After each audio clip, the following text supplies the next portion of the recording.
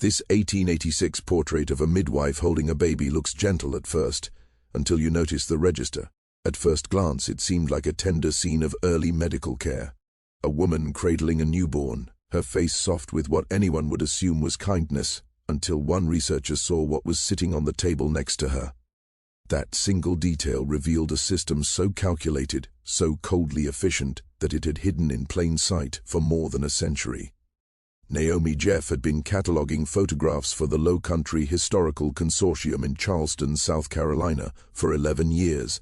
She had gone through thousands of images from estate sales, church basements, and private collections, different types of plantation families, visits from Confederate officers, cabinet cards marking weddings and funerals. After a while, most of them blended together into the same sepia monotony. But this one made her pause. The photograph had come in a lot bought from a foreclosed house in rural Colleton County, mixed in with water-damaged linens, rusted farm tools, and boxes of moth-eaten fabrics. There was a small wooden chest. Inside were 43 photographs, most ordinary family portraits from the late 1800s. But one, protected by a sleeve of wax paper, was different. It showed a woman in her 52nds, sitting in a high-backed wooden chair. She wore a dark dress with a white apron.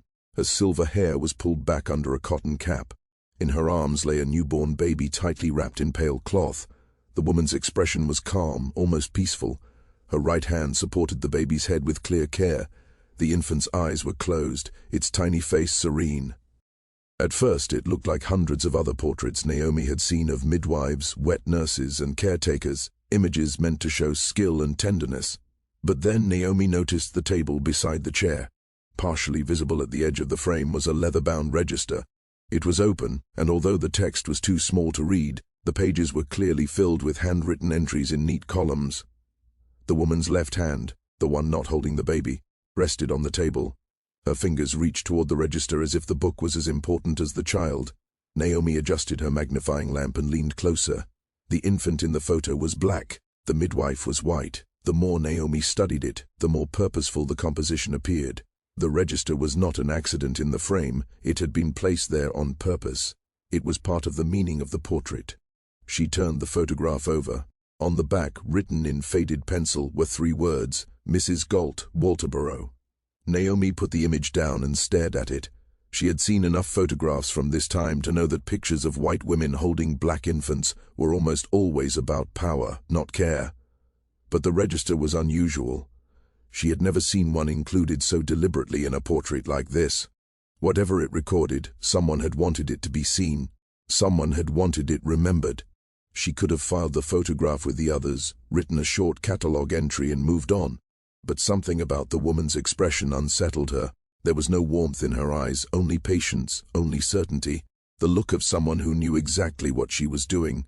Naomi decided she needed to know what Mrs. Gault had been recording. Naomi had not planned to become an archivist. She had started as a high school history teacher in Columbia, spending summers volunteering at local historical societies. After 15 years in the classroom, she took a job at the consortium, drawn by the promise of quieter work and the chance to handle original sources instead of just teaching from them. She had a reputation for being precise. Colleagues joked she could date a photograph by the buttons on someone's coat. But it wasn't just technical skill that made her good at her job. It was a kind of ethical stubbornness. She believed archives were never neutral. Every photograph that survived had been chosen by someone, preserved by someone, interpreted by someone, and the people in the photos, especially those who had no choice in how they were shown, deserved their stories to be told honestly, even when the truth was uncomfortable. She had worked with difficult images before. Photographs of enslaved people posed as property, lynching postcards sent in the mail like souvenirs, images of prisoners in chains. Each one needed care, context, and a willingness to look beyond the surface. But this photograph of Mrs. Gault felt different. It was not violently graphic. It was not obviously humiliating.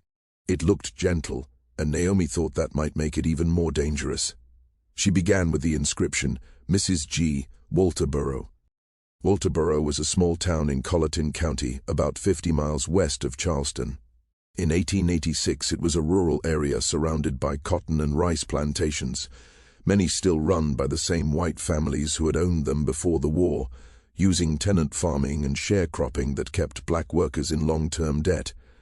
If Mrs. G had been a midwife in Walterboro at that time, she would have served both white and black families, which was common. What was less common was a formal portrait celebrating that work. Naomi spent several days searching for Mrs. Gault in available records. City directories from the 1880s listed a Margaret Gault, widow of Thomas Gault, living on Wichman Street.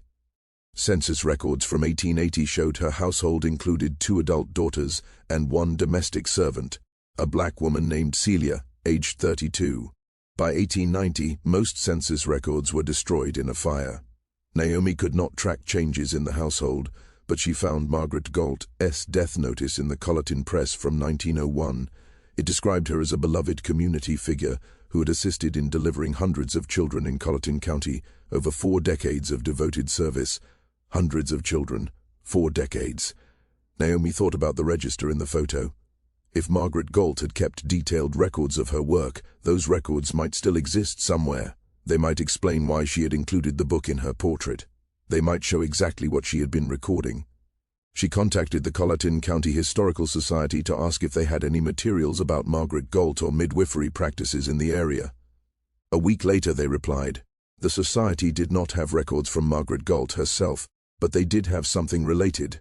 A collection of documents from the Colleton County Orphans Court dating from 1866 to 1895. Among them were references to a Mrs. M.G. serving as a witness in apprenticeship. Cases. Naomi requested copies of every document mentioning her name. Dr. Leonard Price, a legal historian at the University of South Carolina who studied post-emancipation labor systems, had consulted with her once before about photographs of turpentine workers in the 1890s. She sent him the photograph of Mrs. G. and a summary of what she had found. His reply came in 2 days. "This is exactly the kind of image I've been looking for." He wrote, "The apprenticeship system in South Carolina was one of the most effective ways to re-enslave black children after emancipation, and midwives were often central to it."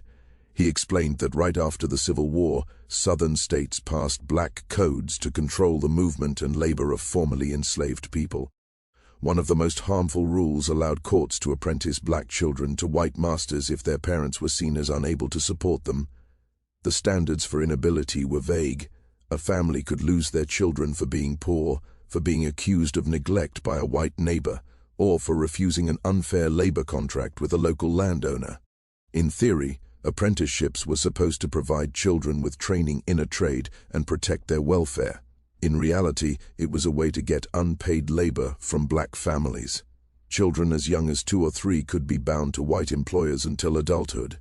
They got no wages, could not leave, and could be punished for disobedience. In every way but name, it was a continuation of slavery. Midwives were important because they were usually the first to know when a black child was born. Dr. Price wrote, "If a midwife supported the apprenticeship system or was paid to report births, she could give courts and planters the information they needed to take children before their families could protect them." Naomi looked at the photograph again. The register, the careful positioning. The baby was held not like a patient but like a product. She drove to Columbia to meet Dr. Price in person. He showed her examples of apprenticeship contracts from the period, legal papers that bound black children to white employers for 10, 15, sometimes 20 years. Many included a note at the bottom with the name of the person who reported the child's birth or identified the family as poor. In several cases from Colleton County, that name was M.G. She wasn't just delivering babies, Dr. Price said, she was supplying them. The Colleton County Courthouse still held records from the Orphans Court, though they had been moved to climate-controlled storage in the 1990s. Naomi arranged a visit with the county archivist, Harold Simmons, who had managed these collections for 30 years. He warned her the apprenticeship files were incomplete. Many were lost, damaged, or deliberately destroyed over the years, but enough remained. Naomi spent 3 days in the storage facility, going through boxes of yellowed paper smelling of mold and age. She found 74 apprenticeship indentures from 1866 to 1890, listing Margaret G.'s name as a witness, informant, or recommending party. 74 children, some infants, some toddlers, all black. The indentures followed a standard format. They listed the child, the parents if known, the master to whom the child was bound, and the terms of the apprenticeship. Most terms were the same. The child would serve until age 21, receiving food, clothing, and household training. No wages, no education, no right to visit family. In return, the master promised moral guidance and to return the child in good health at the end. What struck Naomi most was how soon after birth many of these apprenticeships began. One indenture dated March 1871 bound a child named Samuel to a planter named Josiah Venel. Samuel was only 6 weeks old. His mother, listed as Hattie Freedwoman, had been declared unable to care for him by a justice of the peace. The person who reported Hattie's situation was Margaret Gault. Another indenture from 1879 bound twin girls, Esther and Ruth, to a family named Colcock. They were 3 months old. Their mother had died giving birth. Margaret Gault had attended the delivery and suggested that the girls be placed in a Christian home rather than remain with their father, described as a field worker with unstable habits. Naomi photographed every document she could find. She created a spreadsheet tracking names, dates, ages, and outcomes. When she mapped the apprentice children against the families who received them, a clear pattern appeared. The same dozen white families appeared repeatedly as masters. Many of them were the same families who had owned the largest plantations in Colleton County before the war. They were using the apprenticeship system to rebuild their workforce, one child at a time, and Margaret Gault was the one supplying them. Harold Simmons watched Naomi work with growing discomfort. He had known these records existed, but had never examined them closely. When she showed him the pattern, he sank into his chair and rubbed his eyes. "We've had researchers come through before," he said, looking at land records, tax rolls, that kind of material. "Nobody ever asked about the orphans' court. Nobody wanted to know," Naomi replied. He nodded slowly. "I suppose that's true." Naomi wanted to understand how the community had experienced this system. The court records told her what had happened legally, but they did not show how black families lived under it. For that, she turned to another kind of archive. The Avery Research Center in Charleston held one of the most important collections of African American history in the South. Their holdings were oral histories recorded in the 1930s by the Federal Writers Project, part of the same effort that produced the famous slave narratives. Naomi requested access to interviews conducted with elderly black residents of Colleton County. She found what she was looking for in a transcript dated November 1937. The interviewee was a woman named Della Ravenel, then 82 years old. She had been born into slavery on a rice plantation near Walterboro in 1855. After emancipation, her family had stayed in the area as sharecroppers. The interviewer asked her about her children. "I had 7 live babies," Della said. "Kept 3. The others, the white lady took them." The interviewer asked her to explain. "The midwife, Mrs. G. She came when I had my babies. At first she seemed nice, but then she told the courthouse that I was too poor, too sick, too something, and the judge said my children had to go work for Mr. Colcock or Mr. Ravenel or whoever she picked. I cried, I begged. It didn't matter. They just took them. My own children, working in the fields like I did when I was growing up, like nothing had changed at all." The interviewer asked if she ever saw the children again. "Sometimes from far away they're working. I'm working. Can't talk, can't stop. If you stop, you get in trouble. So you just look, keep going, and try not to think about it. But you're always thinking about it every day." Naomi read the transcript 3 times. Then she closed the folder and sat silently for a long moment. She thought about the photograph of Margaret Gault, that calm expression, that possessive hand near the register. She had delivered Della Ravenel's children. She had held them in her arms, just like the baby in the portrait, and then handed them over to be bound to the same white families who had once enslaved their parents. The register was not a record of care. It was an inventory. Dr. Evelyn Carter, a historian of black motherhood and reproductive labor at Spelman College, had written about wet nursing and forced separation of enslaved families. When Naomi sent Dr. Carter the photograph and her research, the response was immediate. "This is documentation of reproductive extraction," Dr. Carter wrote. Margaret G. positioned herself as a caretaker, but her actual role was to identify black children who could be removed from their families and placed in white households as laborers. The register in the photograph is her ledger of that extraction. She is showing it to the camera because she is proud of it. She sees it as proof of her value to the community, meaning the white community that benefited from her services. Dr. Carter agreed to help Naomi write a paper placing the photograph in the larger history of post-emancipation labor exploitation. She also warned Naomi that publishing it would be controversial. The families involved still exist. The Ravenells, the Colcocks, and others named in those indentures have descendants in South Carolina today. Some are donors to historical institutions. Some serve on boards. Telling this story means telling them that their family wealth was built on child labor that was almost indistinguishable from slavery. Naomi understood, but she also knew Della Ravenel's descendants still lived too, and they had a right to know what had happened to their family. The Low Country Historical Consortium held a meeting to discuss Naomi's findings. 12 people sat around a conference table: the executive director, the board chair, the development officer, several curators, and 2 outside advisors.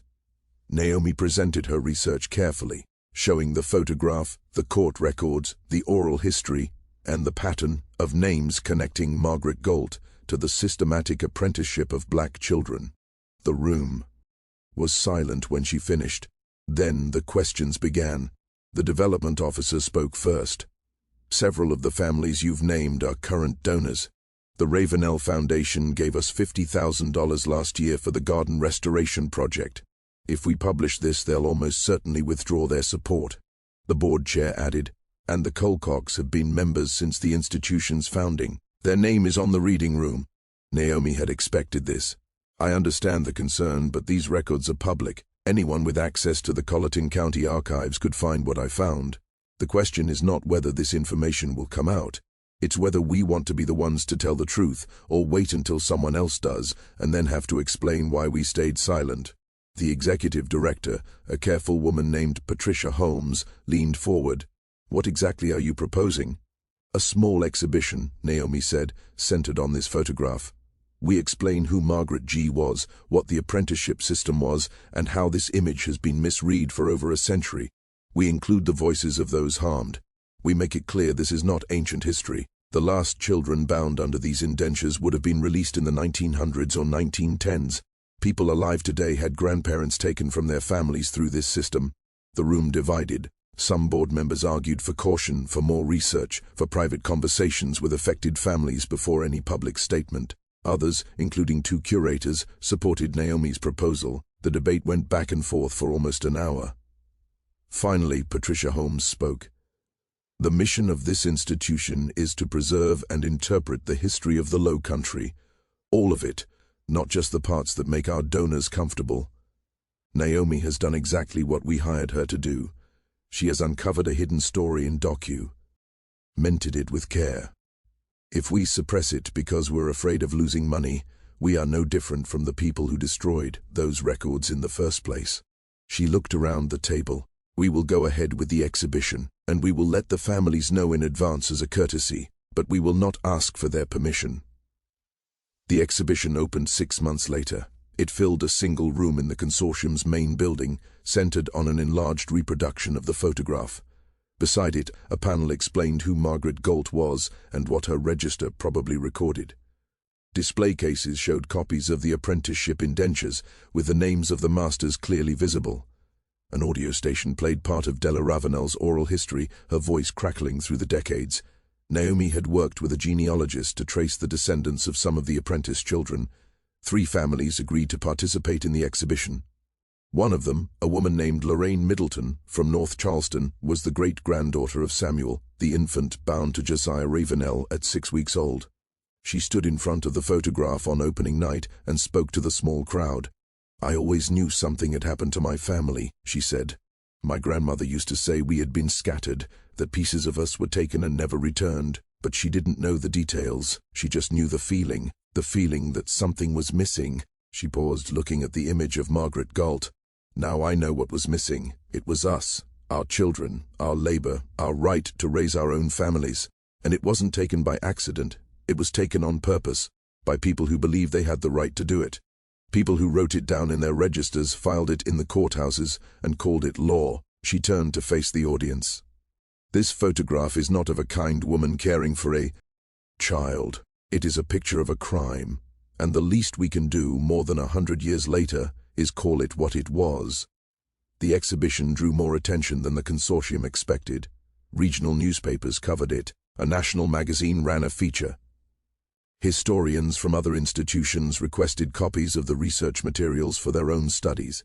Dr. Price used the Colleton County records as a case study in a new book on post-emancipation labor exploitation. Dr. Carter included the photograph in a traveling exhibition about the history of black motherhood. The Ravenel Foundation did withdraw its funding, as predicted. The Colcocks resigned their membership. Several local politicians criticized the consortium, calling it politically motivated historical revisionism. But donations from new sources more than made up for what was lost, and museum attendance rose by 30% in the year after the exhibition opened. Naomi continued her work, cataloging photographs with renewed attention to details that others might overlook. She developed a workshop for other archivists, teaching them how to spot images that could contain hidden evidence of exploitation. She stressed that the surface of a photograph was never the whole story. The edges of the frame, objects in the background, the positioning of hands and bodies, all could carry meaning that the original photographer may or may not have meant to show. Every image is an argument, she told her students. It tells you what the person behind the camera wanted you to see. Your job is to ask what they did not want you to see. And sometimes the answer is right there in the picture. You just have to know how to look. The photograph of Margaret Gault now hangs in the consortium's permanent collection, with a label explaining its full history. Visitors often pause in front of it, studying the details Naomi first noticed years ago. The infant in the swaddling cloth, the register open on the table, the woman's calm, certain expression. Some ask why the photograph was taken at all. Why would Margaret G. want to be remembered this way, with a black child in her arms and her ledger beside her? Naomi believes the answer is that she saw nothing wrong with what she was doing. In her mind, she was providing a service. She believed children born to poor black families would be cared for by respectable white households. She thought she was maintaining order in a society disrupted by emancipation. She was following the expectations of her community, and she was proud of it. The register was her proof, her evidence of a job well done. What she could not have imagined was that more than a century later, someone would look at that same photograph and see something completely different, would see not a caretaker but a broker, not a ledger of services rendered but an inventory of stolen children, would hear beneath the silence of the image the voices of mothers like Della Ravenel, crying for babies they were never allowed to keep. That is the power of photographs. They preserve not only what was intended, but also what was hidden. Sometimes the most ordinary images turn out to be evidence of extraordinary crimes. There are thousands of photographs like this one in archives across the South. White women holding black children, families posed with their servants, homes built on unpaid labor. Most have never been examined closely. Most are still displayed without context, presented as quaint relics of the past. But every one is a document. Everyone contains information someone chose to preserve, and everyone is waiting for someone to look carefully enough to see what has been hidden in plain sight. The question is not whether these stories exist. The question is whether we are willing to look for them, and we find them, whether we are willing to tell the truth about what we see. Naomi watched as visitors lingered in front of the photograph, some leaning closer to study the swaddled infant, the open register, the calm expression of Margaret Gault, and she realized how much power images held, not just in capturing a moment, but in shaping memory, in holding truth and deception in the same frame, in showing both care and cruelty side by side without anyone needing to write it down explicitly, and she felt the weight of her responsibility as an archivist, knowing that for every person who looked at the image and recognized the cruelty, there were likely dozens who still saw only a gentle midwife, a woman providing help to the needy, a comforting image of domestic care. And this discrepancy, this gap between perception and reality, was exactly why she had spent years tracing the records, reading the yellowed indentures, speaking to historians, finding descendants, and uncovering the oral histories, because she understood that history was not just a collection of dates and names, but a living story that affected people still alive today, people whose families had been torn apart, whose ancestors had been forced into servitude under laws that pretended to be benevolent, and she wanted them to see their own history reflected in the museum. Not just a sanitized version, not just an image of a past meant to make the powerful comfortable, but a truthful, honest portrayal of the systems of control that had existed and the people who had been complicit, the ones who had benefited and the ones who had suffered. And she thought about Lorraine Middleton, who had stood before the crowd on opening night and spoken with courage, naming the missing pieces of her family, and she realized that the exhibition was more than a historical display. It was a reckoning, a confrontation with a history that many preferred to ignore, and Naomi felt that every document she had photographed, every spreadsheet she had made, every careful note she had written, was now part of a larger story that could no longer be hidden, because the stories of those children, those infants bound in servitude at 6 weeks or 3 months old, demanded to be heard. And as she walked through the room and listened to Della Ravenel's voice crackle from the audio station, describing how her children were taken, how she had begged and cried and yet had been powerless, Naomi felt the enormity of the injustice and the courage of those who survived, the resilience of families who had endured such a system, and she also understood that the exhibition was not the end of her work, but a beginning, a spark that could inspire others to look more closely at the photographs in their own collections, at the letters, ledgers, and registers that quietly chronicled the lives of people who had no voice. And she reflected on the thousands of images she had yet to examine, the hundreds of boxes still waiting in storage, filled with unassuming photographs of white families, of children, of domestic workers, of slaves and their descendants. And she knew that hidden within many of those frames were details that could tell stories of exploitation, of separation, of resilience, of pain, and of survival. And she thought about the responsibility of historians and archivists to not only preserve such materials, but to interpret them, to ask questions about the context, the positioning, the objects in the background, and the expressions of those pictured, because every photograph had layers of meaning. Every ledger had implications beyond the simple recording of names and dates, and she also thought about the ethical challenges of telling these stories, of confronting powerful descendants of families who had benefited from systems of oppression, of dealing with institutions that might fear controversy, of balancing the need for truth with a potential backlash. Yet she knew that truth was not optional, that history, especially painful history, demanded to be revealed.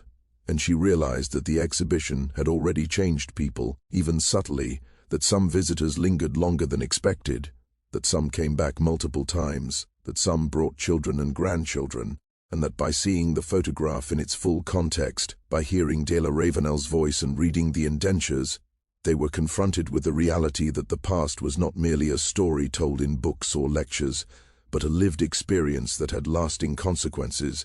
And Naomi understood that this was the power of her work, that photographs and records were not neutral, that they could be instruments of justice if interpreted carefully. And she also reflected on the ways in which the system of apprenticeship in Colleton County mirrored broader patterns across the South, how similar photographs, similar registers, similar indentures existed in other counties, and how many of those stories had never been told.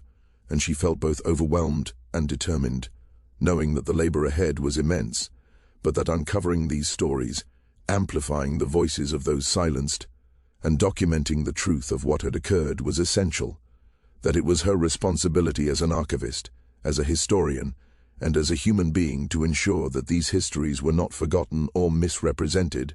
And as she looked again at Margaret Gault's photograph, at the calm hand resting near the register, she felt a chill, not just at the cruelty recorded in the ledger, but at the audacity of history itself, the way it could hide violence in plain sight, the way appearances could deceive, the way ordinary objects like a notebook or a lei dagger could be instruments of oppression.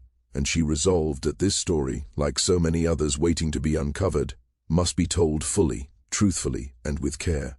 And she thought about the descendants of those children, about their right to see the history of their families represented honestly, and about the responsibility of all who handled archives, who studied photographs, who interpreted history. And she knew that this was the beginning of a larger movement, that this exhibition, though small, could inspire other institutions, other historians, other archivists, to look more critically, to ask difficult questions, to consider the lives behind the documents, and to recognize that every seemingly simple photograph might hold layers of meaning, and she realized that the work she was doing was not just about history, but about justice, recognition, and the preservation of truth. And she reflected on the emotional toll of such work, the grief of encountering decades of lost childhoods, stolen families, and the complicity of ordinary people. But she also felt a quiet hope, a sense that by uncovering these stories, she was honoring those who had suffered, and that the exhibition, though it could provoke discomfort, anger, and resistance, had the power to educate, to change minds, and to ensure that these children, who had been catalogued in ledgers and registers as if they were objects, would finally be seen as human beings, as lives with histories, families, and experiences that mattered. And she thought about the way that photographs could simultaneously conceal and reveal, how a single image could embody both tenderness and exploitation, how the gaze of the viewer could shift depending on the knowledge brought to it. And she realized that the photograph of Margaret Gault had become a tool for understanding, a tool for justice, and a reminder that history is never neutral, that silence can be complicit, and that uncovering the truth, however uncomfortable, is necessary for understanding the past and shaping the present.